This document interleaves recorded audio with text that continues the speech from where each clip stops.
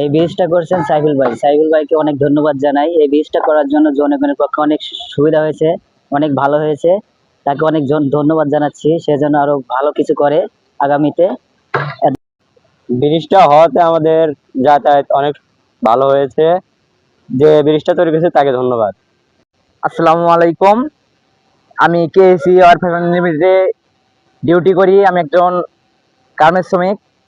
তো আমরা আগে এই ব্রিজটা না থাকার কারণে ওই পাশ দিয়ে আমাদের ঘুরে যেতে হতো, অনেকটাই ঘুরে যেতে হতো। তো এটা আমাদের মোহাম্মদ সাইফুল ভাই, বড় ভাই, তো মানবতার কাজে এই ব্রিজটা দিয়েছে, তাকে অসংখ্য ধন্যবাদ। ধন্যবাদ।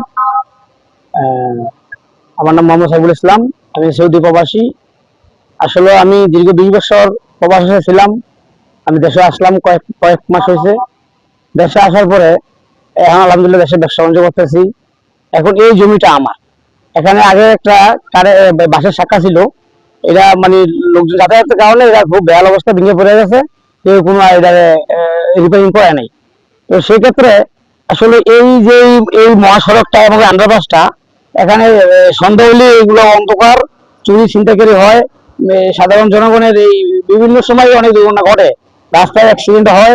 আসলে এই গার্মেন্টস শ্রমিক, এই জনগণ ওরা আমার বাসার ভাড়াটি আছে, আশেপাশে ভাড়াটি আছে, সবাই আমার কাছে আসে যে ভাই আপনি আমাদের যদি একটু উপকার করতেন, এখানে একটা এই কারের ব্রিজ করে দিতেন, আমাদের খুব উপকার হইতো।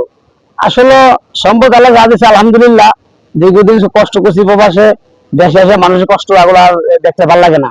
সেই ক্ষেত্রে নিজের অর্থ দিয়া, নিজের শ্রম দিয়া আমি এই কারের ব্রিজগুলো করে দিছি, যাতে জনগণের নিরাপত্তার জন্য, সাধারণ গার্মেন্টস শ্রমিকদের নিরাপত্তার জন্য আমি করে দিছি। মানুষের শান্তি পায়, আল্লাহ আলহামদুলিল্লাহ আমিও শান্তি পেলাম যে মানুষের উপকৃত হইলো। আমি সবসময় যেমন এই মানুষের পাশে দাঁড়াতে পারি, সবাই আপনি দোয়া করবেন। আসসালামু আলাইকুম। 16 বাংলা টিভি, আবহমান বাংলার